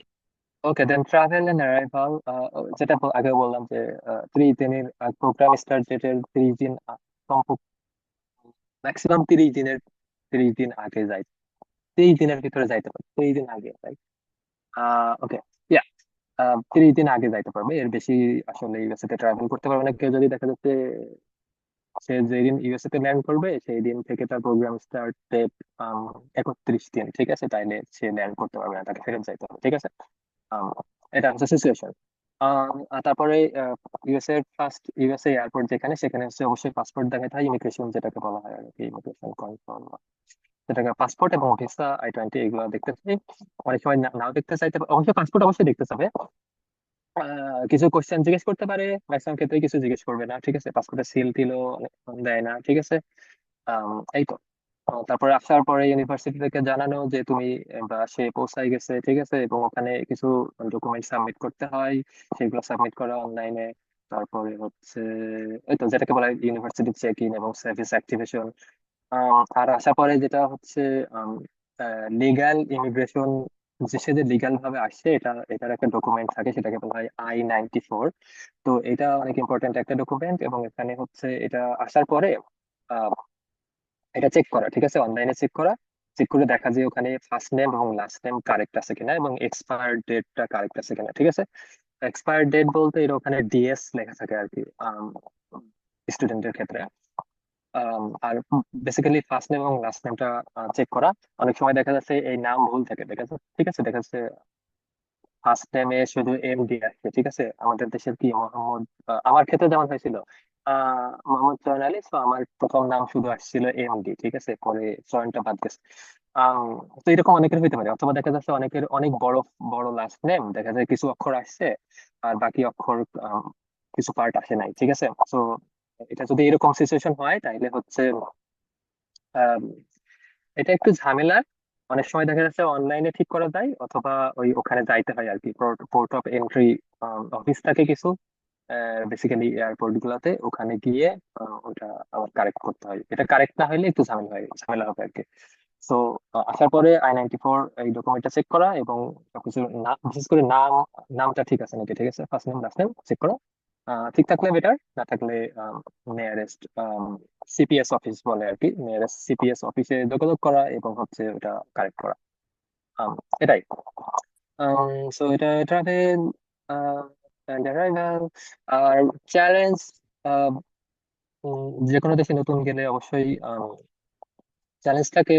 সো চ্যালেঞ্জ গুলো হতে পারে বেসিক্যালি যে যে চ্যালেঞ্জ স্টুডেন্টরা ফেস করে সেটা হচ্ছে যে একা থাকা। প্রথম এসে অ্যাডাপ্ট করতে অনেক সমস্যা হয়, হোম সিকনেস কাজ করে। তারপরে এখানে অ্যাকসেন্ট এখন ইউএস অ্যাকসেন্ট খুবই ইজি, এগুলো বুঝতে সমস্যা হয় না। বাট ক্লাসে দেখা যাচ্ছে মাঝে মাঝে কারো যদি ইংলিশে একটু সমস্যা থাকে তাহলে বুঝতে একটু সমস্যা হতে পারে। খাবারের সমস্যা তো হবেই, বা হইতে পারে প্রথম দিকে।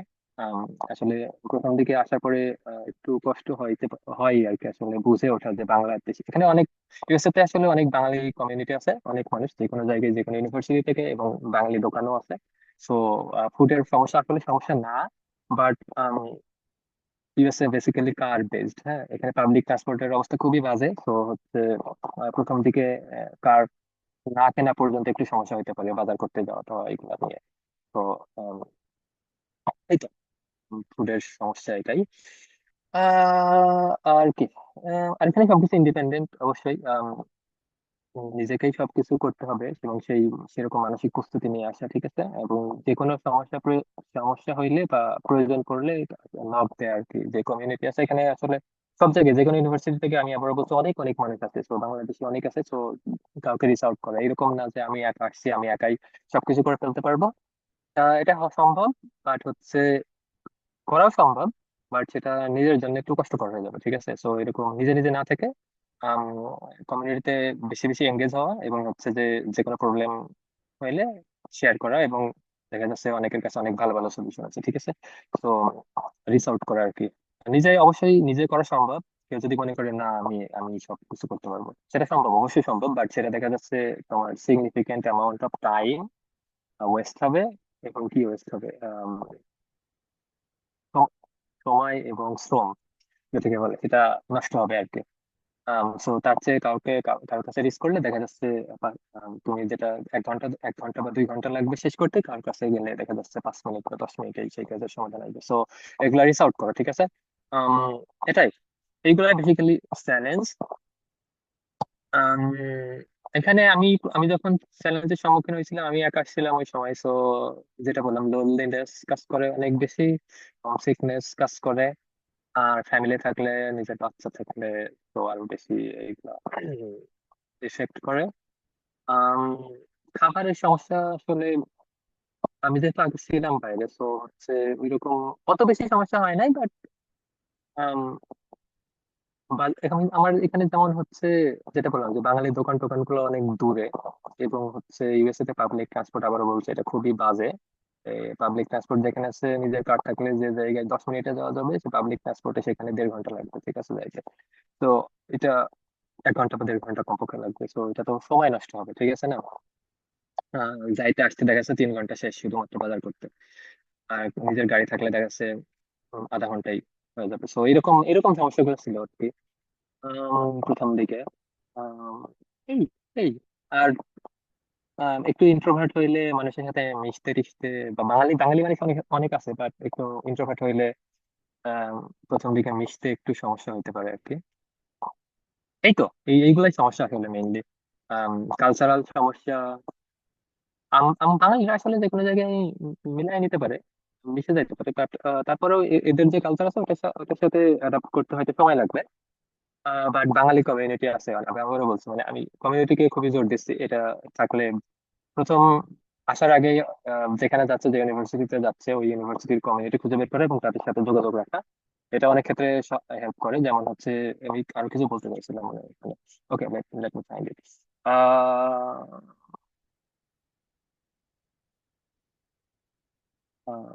ওকে, এগুলাই। আম, ভাষা খোঁজার ব্যাপারে আমি মনে বলতে চাইছিলাম, সেটা হচ্ছে যে ভাষা খোঁজার ক্ষেত্রে যেটা হচ্ছে বাঙালি কমিউনিটি হেল্প করতে পারে। এটা এটা ইন জেনারেল দুই ভাবে বাসা ম্যানেজ করা যাইতে পারে। একটা হচ্ছে যে of campus, on campus, kind of like our country. So ইউনিভার্সিটির অ্যাপার্টমেন্ট থাকে এখানে, সব ইউনিভার্সিটিতেই আছে, অথবা বাইরেও বাইরের যে কোনো বাসাও রেন্ট নেওয়া যাইতে পারে, ঠিক আছে। আম, এটা তো বাইরে রেন্ট নেওয়ার ক্ষেত্রে দেখা যাচ্ছে বাঙালি কমিউনিটি হেল্প করতে পারে অনেক বেশি। এটাই। আর যে কোনো সমস্যায় পড়লে অবশ্যই হচ্ছে এখানে কাউন্সিলিং, প্রত্যেক ইউনিভার্সিটিতেই mental health health counselling system আছে। সো যে কোনো সেগুলো ফ্রি স্টুডেন্টের জন্য। সো মানে যোগাযোগ করা যে কোনো সমস্যাতে প্রফেসরের সাথে কথা বলা যাইতে পারে। তারপরে গ্রাজুয়েট অ্যাডভাইজার থাকে যে সব প্রোগ্রামের, সো সেই অ্যাডভাইজারের সাথে কথা বলা যাইতে পারে। আহ, এই তো। আর ফ্যামিলি তো অবশ্যই আছে, ফ্যামিলির সাথে বেশি বেশি ভিডিও কলে কথা বলা। এইগুলো বললে দেখা যাচ্ছে লনলিনেস বা হোম সিকনেস যেটা আছে, এগুলো আস্তে আস্তে আসলে, এটা আসলে সময় লাগবে। 1-2 দিনের ব্যাপার না, বা 1 সপ্তাহেও এটা কাটায় ওঠা যায় না, বাট আস্তে আস্তে সময় গেলে দেখা যাচ্ছে 2-3 মাসের ভিতরে এটা আসলে এই প্রোগ্রাম গুলো আর কিছু মনে হয় না। আম, এটাই এটাই চ্যালেঞ্জ। আর কি কোশ্চেন?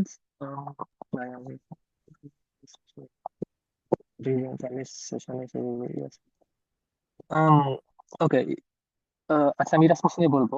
আর কোনো কোশ্চেন আছে? আমি আসলে শেষের দিকে, তো আহ, কোনো কোশ্চেন থাকলে কোড করো।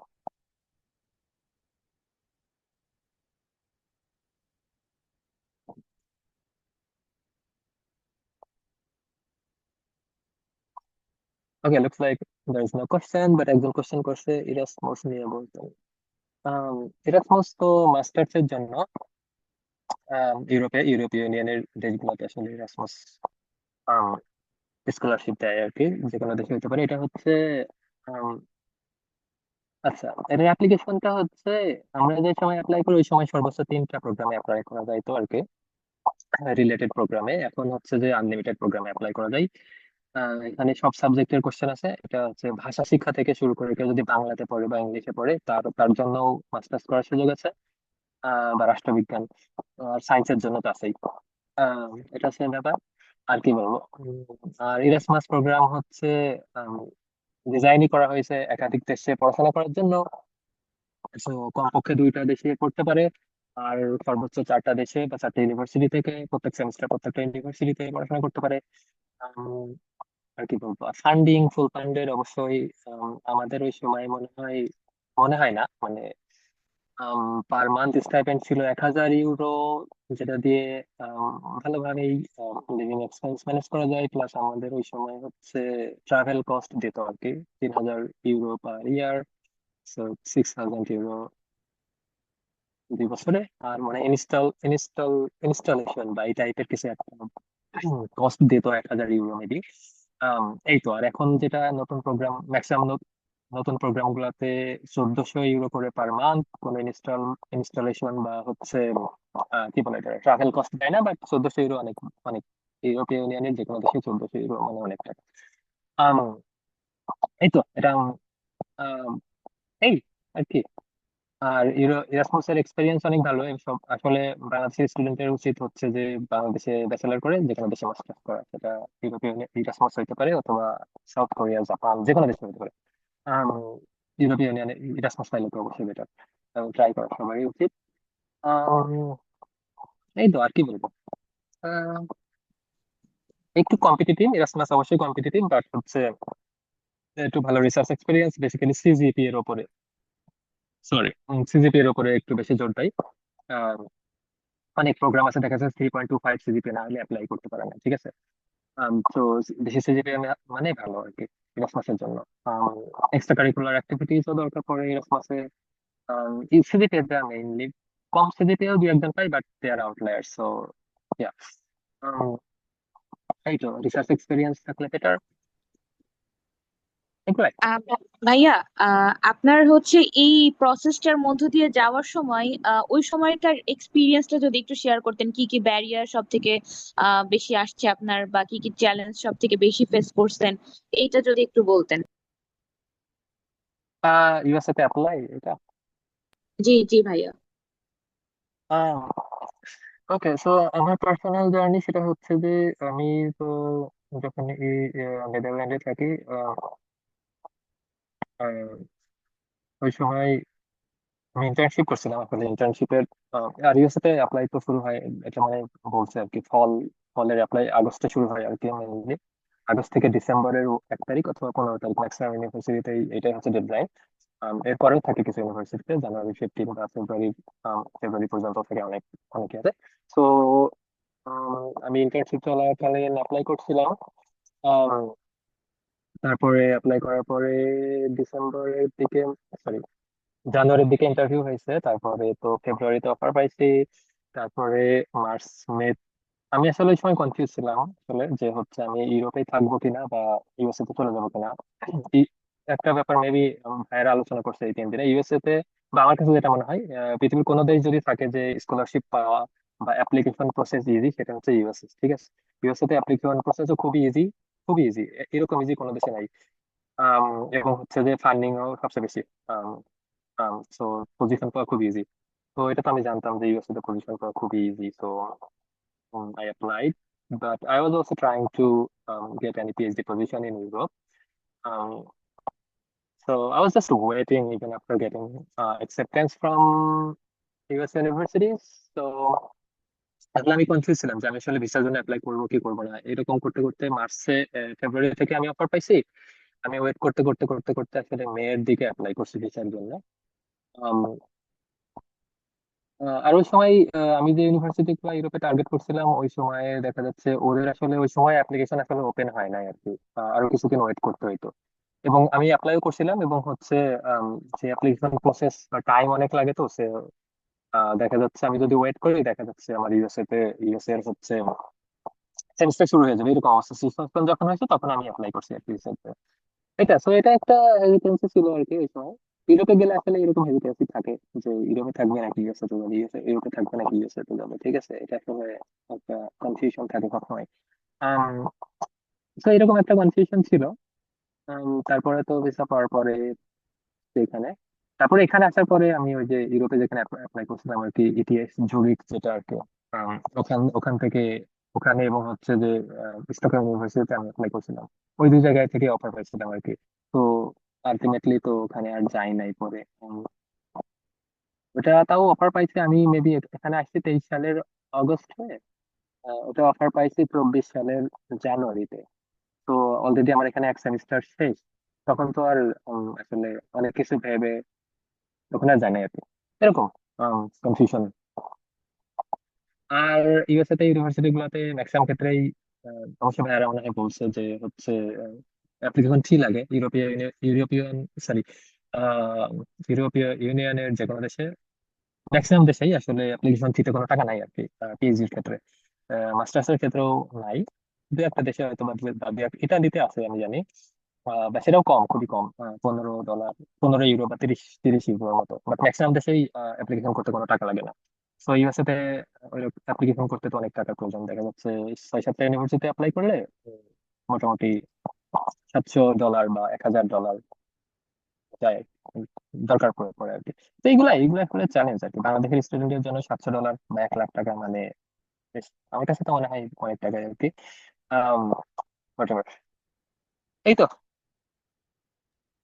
ভাইয়া আরেকটা কোশ্চেন ছিল, এটা কাইন্ড অফ ফান টাইপ হয়ে যাবে, তাও করি। যে আপনার ওই ফুল প্রসেসটা চলাকালীন সময়ে সব থেকে বেশি কোন অ্যাপসটা আপনি ইউজ করছেন, বা অনেক বেশি আপনার ওই সময়ের জন্য ইম্পর্টেন্ট রোল প্লে করছে, মানে কোন অ্যাপসটা আপনি সব থেকে বেশি ওই সময়ের জন্য উপযোগী বলে মনে করেন ভাইয়া? আহ আহ, আচ্ছা, আমার মনে হয় যে ইউনিভার্সিটির ডেডলাইন গুলা বা ইয়াগুলা ট্র্যাক করার জন্য অ্যাপস থাকতে পারে। বাট আমি এরকম কিছু ইউজ করি না। আমি আসলে জানতাম আমি কোথায় কোথায় অ্যাপ্লাই করবো, ঠিক আছে। সো আমি জাস্ট টপ যে স্কুলগুলো ছিল ওই স্কুলগুলোতে অ্যাপ্লাই করছি। তো এবং আমি এটাও জানতাম যে এদের ডেডলাইন হচ্ছে December 15। তো এরকম ভাবে অ্যাপ্লাই করছি। খুবই কম ইউনিভার্সিটিতে অ্যাপ্লাই করছি, তো সো আমি আসলে ওরকম ট্র্যাক রাখি নাই। বাট যেটা রাখছিলাম সেটা হচ্ছে যে অবশ্যই এই যে গুগল ক্যালেন্ডার, যেটা জানি না এটা রিলেভেন্ট কিনা, বাট ওইটাতে ইন্টারভিউ গুলা বা হচ্ছে বেসিক্যালি ইন্টারভিউ গুলাই উম, উম, ইয়া করা আর কি, স্কেজুল করা এই। বাট আমার কাছে মনে হয় যে আম, অনেক ইউনিভার্সিটিতে অ্যাপ্লাই করলে তাদের লাইন গুলা ট্র্যাক রাখার জন্য মনে হয় কিছু অ্যাপস ট্যাপস আছে, ভাইয়ারা মেবি আলোচনা করছে। আমার ওই সম্পর্কে আসলে কোনো আইডিয়া নাই, আম, যেহেতু আমি ওইগুলো করি নাই। বাট থাকতে পারে, অবশ্যই আছে আমার কাছে মনে হয়। তো ওইগুলো ইউজ করা যাইতে পারে।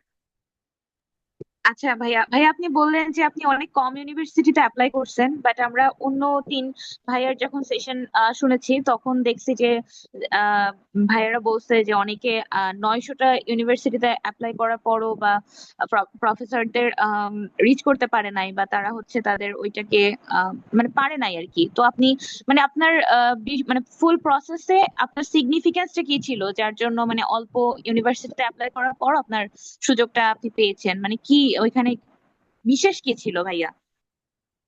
এইটা আমার মনে হয় যে কনফিডেন্স।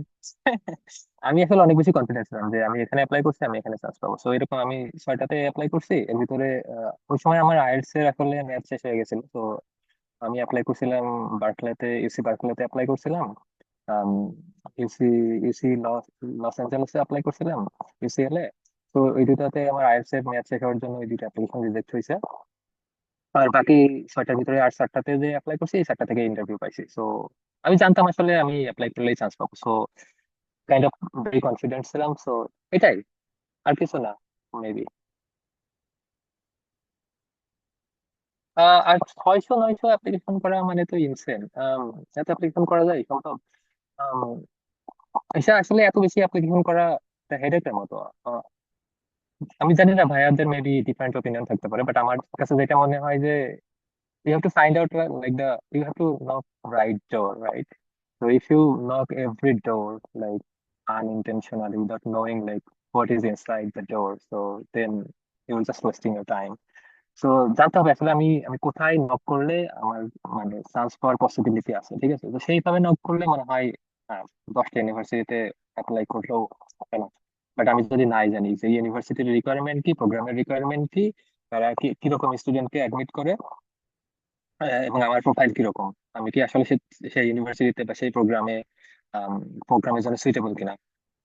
যদি এরকম সুইটেবল না হয় বা হচ্ছে প্রোগ্রামের সাথে প্রোফাইলের সাথে ম্যাচ না করে, তাহলে তো এরকম 900 1000 অ্যাপ্লিকেশন করে তো লস, এবং সেটা সিগনিফিকেন্ট টাইম নষ্ট। তো আমার কাছে মনে হয় না আসলে অ্যাপ্লিকেশন করার সময় খুব মানে প্রিসাইজ এবং হচ্ছে যে ক্যালকুলেটিভ হইতে হবে আর কি। আম, এবং সেভাবে অ্যাপ্লাই করা, ঠিক আছে। প্রফেসরদের মেইল দেওয়া যাইতে পারে, যার হাতে অনেক সময় আছে। সে যদি 4th ইয়ার থেকে মেইল দেওয়া শুরু করে, তার হাতে অনেক সময় আছে, সে মেইল দিতেই পারে এবং অনেক মেইল দিতে পারে। বাট আমার কাছে মনে হয় না এত বেশি টাইম ওয়েস্ট করা কি, খুব প্রিসাইজ নিজে রিসার্চ, নিজে কি কাজ করতে চাই, রিসার্চ কোন ধরনের রিসার্চ বা কি ফিল্ডে কাজ করতে চাই সেটা আগে ডিফাইন করা, সেই রিলেটেড কাজ করা, এবং সেই ধরনের প্রফেসরকে রিচ আউট করা, ঠিক আছে। হাজার হাজার প্রফেসরকে রিচ আউট করা, এটা তো এরকম হইলো যে আমি সবাইকে মেইল দিচ্ছি যার সাথে লেগে যাই। এবং I don't think that is a good way to approach someone. এবং সেটার পরবর্তীতে চ্যালেঞ্জ হইতে পারে যে আমি যেখানেই চান্স, আমি এখানে চান্স পাইলাম, আমার এখানে চান্স পাইতে হবে, আমি যেখানেই হোক আমি হাজার হাজার মানুষকে মেইল দিব, আমাকে মানে এরকম কাইন্ড অফ এরকম যে আমি ভেবে নিচ্ছি আমি 100 জনকে মেইল দিব, ওকে কারো না কারো তো হবেই, কেউ না কেউ তো আমাকে রিপ্লাই দিবেই বা নিবেই। এরকম করলে আসলে আমার মনে হয় না এটা একটা খুব গুড অ্যাপ্রোচ, বাট হতে পারে এরকম করে অনেক স্টুডেন্ট আসছে আসলে। বাট এটা পরবর্তীতে ল্যাব কালচার বা দেখা যাচ্ছে প্রফেসরের সাথে অ্যাডজাস্ট হয় না, ঠিক আছে। বা প্রফেসর যেরকম এক্সপেক্ট করে সেই সেইরকম ফিল আপ ফিল আউট কি কি বলে এটাকে, প্রফেসর এক্সপেকটেশন ফিল করতে পারে না, ঠিক আছে। এরকম অনেক সমস্যা হতে পারে। সো আমার যেটা সাজেশন, এটা ডিফারেন্ট পার্সনের ডিফারেন্ট ওপিনিয়ন থাকতে পারে।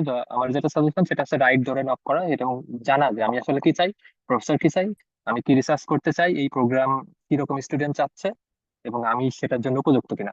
যদি উপযুক্ত না হয়, ঠিক আছে, দেখা যাচ্ছে বাংলাদেশের স্টুডেন্টের একটা পার্সপেক্টিভ সেটা হচ্ছে যে ওই যেটা বললাম যে অনেক মানুষকে রিচ আউট করা এবং যদি লাইগে যায় টাইপের। আর অনেকের পার্সপেক্টিভ হচ্ছে এরকম যে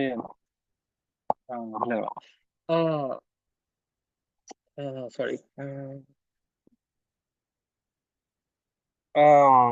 যে কোনো জায়গায় ঢুকে তারপরে সেই অনুযায়ী সে নিজেকে অ্যাডাপ্ট করবে, এটাও অনেক সময় সমস্যা হয়। সো হচ্ছে যে রাইট পার্সনকে আসলে খুঁজে বের করা এবং হচ্ছে যে আমি আবারও বলছি যে যে প্রোগ্রামের রিকোয়ারমেন্ট দেখা এবং নিজের প্রোফাইল অনুযায়ী অ্যাপ্লাই করা, ঠিক আছে, তাহলে দেখা যাচ্ছে কম অ্যাপ্লাই করলেও সে চান্স পাবে, ঠিক আছে, একটাতে অ্যাপ্লাই করলে একটাতেই চান্স পাবে। সিজি কন্টিনিউ এরকম। আম, আর কি যেন আমি একটা বলতে গেছি, ভুলে গেছি। ওকে, হোয়াট এভার। আর কোনো কোশ্চেন আছে? ভাই আমার সর্বশেষ একটি কোশ্চেন, সেটা হচ্ছে মানে আপনার ফুল প্রসেসটাতে আপনি নিজের কোয়ালিফিকেশনের প্রতি অনেক বেশি কনফিডেন্স ছিলেন, এই জন্য কি এটা সম্ভব হয়েছে, নাকি আপনার আত্মীয় পরিজন বা কোনো সিনিয়র ভাই এনাদের থেকে কোনোভাবে পরামর্শ বা হচ্ছে আদেশ উপদেশ আপনাকে সাহায্য করেছে ভাইয়া? আম,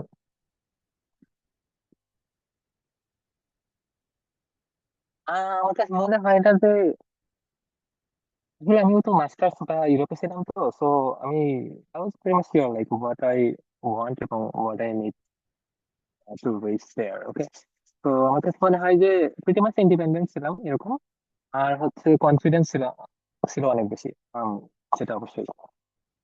আম, এই দুইটাই আমার কাছে মনে হয়। Cause like if you know like what you want and if you know like how you can go there or reach there, then like everything is possible. So আসলে জানা এগুলাই, কনফিডেন্ট থাকলে যে কোনো কিছু করা সম্ভব আমার কাছে যেটা মনে হয়। এবং শুধু কনফিডেন্ট থাকলেই হবে না, দেখা যাচ্ছে আমি অনেক বেশি কনফিডেন্ট বাট আমি হচ্ছে যে আমার রিসার্চ সম্পর্কে কোনো আইডিয়া নাই, আমার কোনো এক্সপেরিয়েন্স নাই, তাইলে তো আর হবে না, ঠিক আছে না। এগুলা আসলে স্কলারশিপটা একটা একটা প্যাকেজ টাইপের। তার প্রোফাইল ভালো থাকতে হবে, তাকে অ্যাপ্লাই করতে হবে এবং কনফিডেন্ট থাকতে হবে এবং হচ্ছে যে রাইট রাইট জায়গায় অ্যাপ্লাই করা আর কি। It's kind of everything. But yeah. অনেক ধন্যবাদ ভাইয়া আপনাকে। আশা করি আমরা আমাদের সকল প্রশ্নের উত্তর পেয়েছি। আমাদের আজকের কনভেনর হিসেবে ছিলেন সাজ্জাদ হোসেন সৈকত ভাইয়া। আমি ভাইয়াকে অনুরোধ করব কিছু বলার জন্য।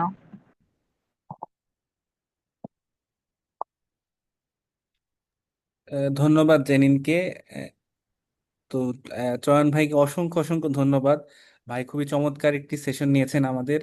এবং আমাদের চয়ন ভাই আসলে আমাদের ইউনিভার্সিটির একজন গর্বিত অ্যালুমনাই, সো এটা আসলে আমাদের জন্য অত্যন্ত ভালো লাগার একটা ব্যাপার। তো ভাই যেহেতু এখন বর্তমানে দেশে নাই, তো আমরা আসলে ভাইয়ের জন্য আপাতত কিছু দিতে পারছি না, তো আমাদের জন্য এটা পক্ষ থেকে ভাইয়ের জন্য ছোট একটা টোকেন অফ অ্যাপ্রিসিয়েশন। ইনশাল্লাহ ভাইয়ের সাথে আমাদের যদি দেখা হয় ক্যাম্পাসে, আসলে অনেক কথাবার্তা হবে, আড্ডা হবে। তো ভাইকে অসংখ্য অসংখ্য ধন্যবাদ। এবং আমাদের এই 4 দিন ব্যাপী এই বুট ক্যাম্পে যারা মানে অংশ নিয়েছেন সবাইকে অসংখ্য ধন্যবাদ জানাচ্ছি। আর আপনারা যারা অংশ নিয়েছেন অ্যাক্টিভলি প্রতিটা সেশনে ছিলেন, তাদেরকে এই সেশনের পর ই সার্টিফিকেট পৌঁছে দেওয়া হবে অটোমেটিক্যালি। এবং আপনারা চাইলে হচ্ছে আমাদের যেই পূর্ববর্তী সেশন যদি কেউ মিস করে থাকেন, সেটার একটা প্লে লিস্টের লিঙ্ক এবং এই সর্বোপরি বুট ক্যাম্পে যেই ম্যাটেরিয়ালসগুলো দেওয়া ছিল সেগুলো আপনাদের কাছে আমরা ইমেলের মাধ্যমে শেয়ার করে দিব।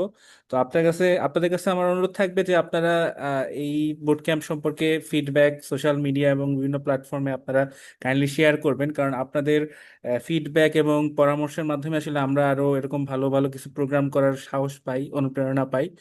তো এটাই সকলের কাছে অনুরোধ থাকবে, এবং সবাই খুবই ধৈর্য সহকারে ছিলেন 3-4 দিন যাবত। আশা করি কিছুটা হলেও আপনারা শিখতে পেরেছেন নতুন কিছু। আমিও অনেক কিছু শিখেছি।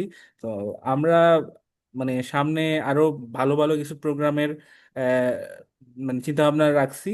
আর প্লেলিস্টের লিঙ্ক আপনাদের হচ্ছে ইমেলের মাধ্যমে আমরা সবকিছু এই এই সেশন সহ আপলোড করে আমরা সবকিছু দিয়ে দিব। আচ্ছা আচ্ছা আচ্ছা, আমি আমি একটু ব্যস্ত আছি, ঠিক আছে। আমি তাইলে তোমাদেরকে অসংখ্য ধন্যবাদ, ঠিক আছে, ইনভাইট করার জন্য। আর যদি কোনো কোশ্চেন থাকে তাইলে হচ্ছে আমার ফেসবুক প্রোফাইল মানুষকে দিও, ও জি মেসেজ জি দিলেই হবে, জি, ঠিক আছে। অবশ্যই ভাইয়া, আপনাকে অসংখ্য অসংখ্য ধন্যবাদ আমাদের এত সুন্দরভাবে সেশনটি নেওয়ার জন্য এবং সময় দেওয়ার জন্য। আর থ্যাংক আমাদের ইউ, থ্যাংক ইউ। ধন্যবাদ। আর আমাদের চয়ন ভাই আসলে অত্যন্ত মাল্টি ট্যালেন্টেড এবং খুবই মাল্টি অ্যাওয়ার্ড উইনিং একজন রিসার্চার।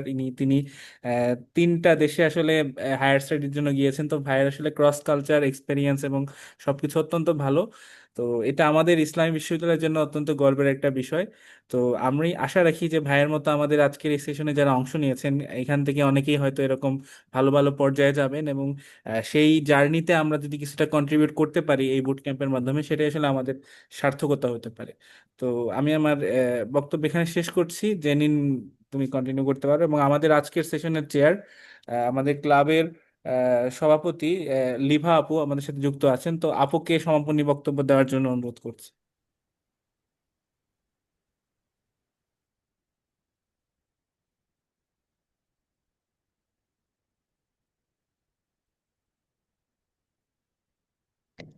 আসসালামু আলাইকুম।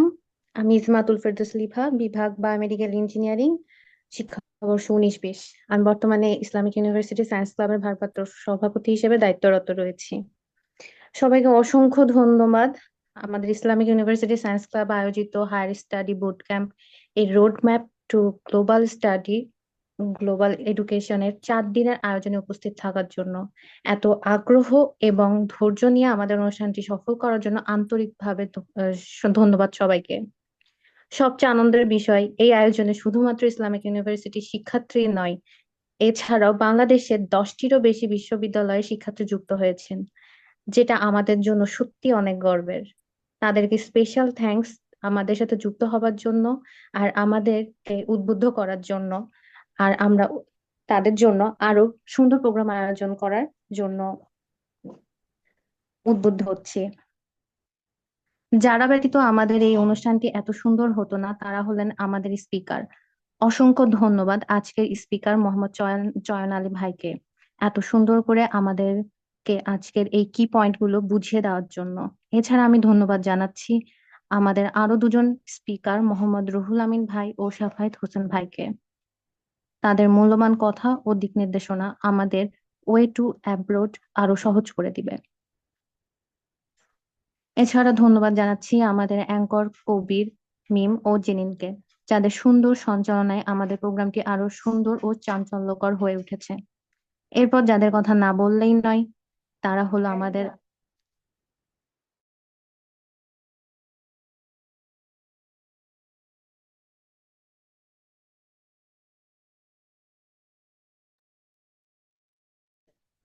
সরি, ডিস্ট্র্যাক্ট হয়ে গেছিল। আম, এরপর আমি যাদের কথা না বললে নয়, তারা হলো আমাদের আইএসসির সকল সদস্য, যাদের অক্লান্ত পরিশ্রম আমাদের আজকের অনুষ্ঠান এবং আমাদের সকল প্রোগ্রামকে সাফল্যমণ্ডিত করেছে। এই সকল সদস্যদের প্রতি আমি কৃতজ্ঞ। Without ISC we are nothing, we are nothing without ISC. আশা করছি সবাই অনেক উপভোগ করেছেন আমাদের এই আয়োজনটি। এই আয়োজন আমাদের আগামীর পথ সহজ ও সুন্দর করতে সাহায্য করবে বলে আশা করছি। ধন্যবাদ সবাইকে আইওসির আয়োজিত 4 দিনের আয়োজন higher study abroad boot camp, এর রোড ম্যাপ টু গ্লোবাল এডুকেশনে অংশ নেওয়ার জন্য। সবাই ভালো থাকবেন, সুস্থ থাকবেন, এবং ইসলামিক ইউনিভার্সিটি সায়েন্স ক্লাবের সকল আয়োজনের সকলকে আমন্ত্রণ জানিয়ে আজকের অনুষ্ঠানের পরিসমাপ্তি ঘোষণা করছি। আসসালামু আলাইকুম।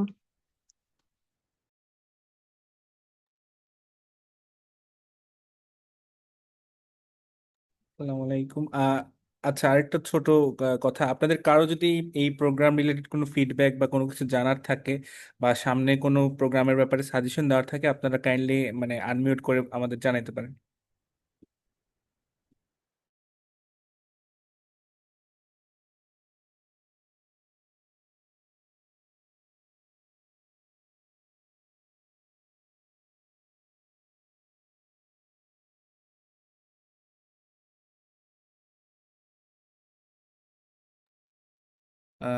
ওকে, যদি ফিডব্যাক না থাকে তাহলে আমরা আমাদের আজকের সেশনটা শেষ করে দিই।